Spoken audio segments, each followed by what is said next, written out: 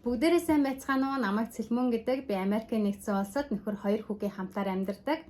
Би өнөөдөр та нартайгаа амьдралынхаа туршлагуудаас хуваалцахыг хүсэж байна. Энэ нь бол миний хувь хөвгний хөгжил тал дээр маш надад тус болсон, намайг ахихад маш дэм болсон эдгээр туршлагуудаасаа би та нартайгаа хуваалцахыг хүсэж байна.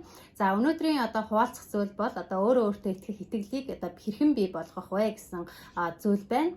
За энэ бол маш чухал зарчим. Хүн өөрөө өөртөө итгэлтэй байх үедээ маш олон зүйлсүүдийг хийх боломжтой байдаг. Тэгээ өөртөө хэрхэн итгэлтэй хүн бэ гэдгээ та өөрөөсөө асуугаад үзээрэй. Миний хувьд бол би өөртөө 100% итгэлтэй эмэгтэй таны өмнө сууж байна. За өөртөө 100% итгэлтэй болсон туршлагуудаасаа би та нартай хэлье. За энэ бол 3 зарчим байгаа. За эхний зарчим бол өөрийнхөө үгүйсгэж байгаа, өөрийгөө үнгүйдүүлж байгаа тэдгээр зүйлүүдээ тэрхүү бодлуудаа тархинаас гаргаж хаях хэрэгтэй. Энэ нь юу гэсэн үг вэ гэхээр би чадахгүй, би энэ зүйлийг хийж чадахгүй, би хөөрхөн биш учраас, би гоё ярьж чаддаггүй учраас, би над мөнгө байхгүй учраас би эдгээр зүйлсүүдийг хийж чадахгүй гэсэн энэхүү бодлууд байгаад байдаг. Тийм болохоор тэрхүү бодлуудаа та гаргаж хаях хэрэгтэй. Энэхүү өөрийгөө хүчгүйдүүлж байгаа эдгээр бодлууд бол таныг өөртөө итгэх итгэлийг чинь бууруулдаг юм аа. Тийм учраас та энэхүү бодлуудаа тархинасаа гаргаж хаяа гэж би танд хэлмээр байна. За энэхүү зарчмыг өөртөө хэрэгжүүлэх гол чухал зүйл нь бол толины арга байдаг. За толины арга гэхээр та өөрийгөө толинд хараад хамгийн эхлээд юу боддог вэ? Та өөрөөсөө бас дахин асуугаарай. За миний хувьд бол эдгээр зүйлийнхаа эсрэг зүйлсүүдийг би хийдэг. За би бол үнэхээр хөөрхөн, би үнэхээр чадвартай. Би энэ дэлхий дээрх хамгийн мундаг чадварлаг эмэгтэй. Би бол энэ дэлхий дээрх хамгийн ухаантай хүн. Тэ? Эдгээр зүйлсүүдийг би өөртөө хэлж, би өнөөдрийнхөө ажлуудыг амжилттайгаар хийж чадна гэж би толтой хамт ингэж өөртөө хүч өгч чаддаг. Тийм болохоор энэ толины арга бол маш үр дүнтэй байдаг. Тийм учраас миний ажил амьдралууд толины аргаар бүтэмжтэй байж би өөртөө итгэлийг үн цэнийг бий болгож чаддаг. Тийм болохоор та нар энэхүү толины аргыг бас хэрэглээд үзээрэй. За 2 дугаар арга бол ерөөсөө маска ав. За энэ бол би ковидын маскыг хэлээгүй. Энэ бол хувь хүний хүн болгонд байдаг маск. За бид болохоор өөрөөсөө өөр хүн болох гэж хичээгээд маск зүгөөд амьдраад байдаг. Энэ зүйлийг болох хэрэгтэй, тийм ээ? Та дотроо нэг хүн байгаад байдаг, гаднаа нэг хүн байгаад байдаг. Энд чинь ерөөсөө гаднаа масктай байгааг илэрхийлэх юм аа. Та өөрөөрөө байж чадахгүй хэцүү байгаад байгаа бол, таны амьдрал хэцүү байгаад байгаа бол та масктай байна гэсэн үг. Таны өнөөдрийн амьдрал танд таалагдж байгаа бол та маскгүй байгаа гэсэн үг.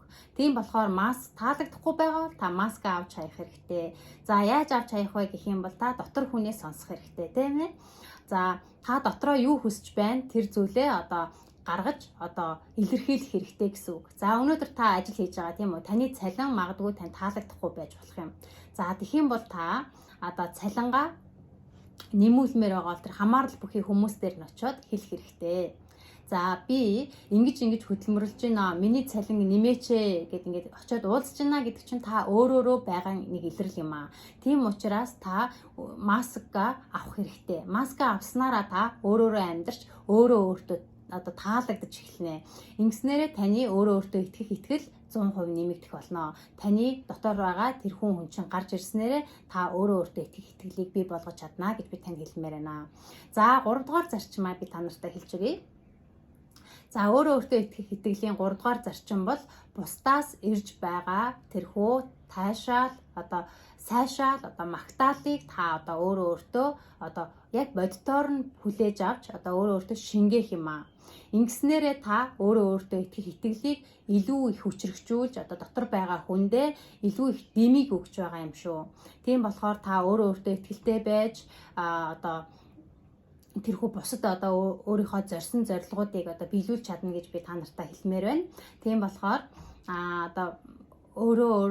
өөртөө тэдгээр хэлж байгаа тэдгээр зүйлсүүдээ та амжилттайгаар хийж чадна гэсэн үг юм аа. Тийм болохоор өөрөө бусдаас ирж байгаа тэдгээр таашаал магтаалуудыг та хүлээж авснараа та илүү их өөрөө өөртөө итгэх итгэлийг одоо өөртөө бий болгож чадна гэж би танд хэлмээр байна. За энэтэй мөн адил та өөрөө өөртөө бас хүмүүсээс одоо асууж өөрөө өөртөө бас итгэх итгэлийг бий болгох хэрэгтэй. Энэ юу гэсэн үг гэхээр за би өнөөдөр найз нь одоо маш гоё те үсээ янзлсан байна, гоё хувцас өмссөн байна, тийм байна уу гэд би өөрөөсөө хүнээс өөрийнхөө талаар хүнээс асуух юм. Ингэснээр тэр хүн таны талд эерэг зүйлүүдийг хэлж өгөх болно. Ингэснээрээ одоо таны өөртөө итгэх итгэл чинь одоо нэмэгдэж эхэлнэ гэсэн үг. Тийм болохоор та энэхүү 3 дугаар зарчим бол бусдаас ирж байгаа та тэрхүү сайшаал магтаалыг өөртөө бий болгож хүлээж авах нь одоо хамгийн чухал зүйл гэж би танд хэлмээр байна. За эдгээр 3 зарчмыг одоо та хэрэгжүүлснээрээ өөртөө итгэх итгэлийг бий болгож чаднаа. За нэгдүгээрт бол дахин хэлэхэд нэгдүгээрт бол одоо өөрийгөө хүчгүүдүүлж байгаа, өнгөдүүлж байгаа тэдгээр бодлуудаа одоо гаргаж хаях.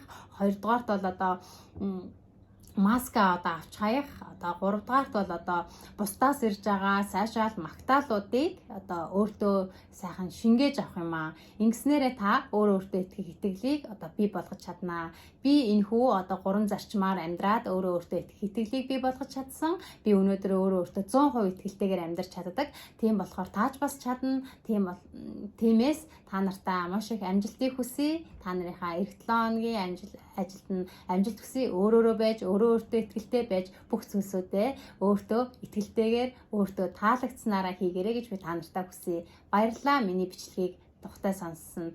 Баяртай. Дараагийн бичлэгээр уулзцгаая.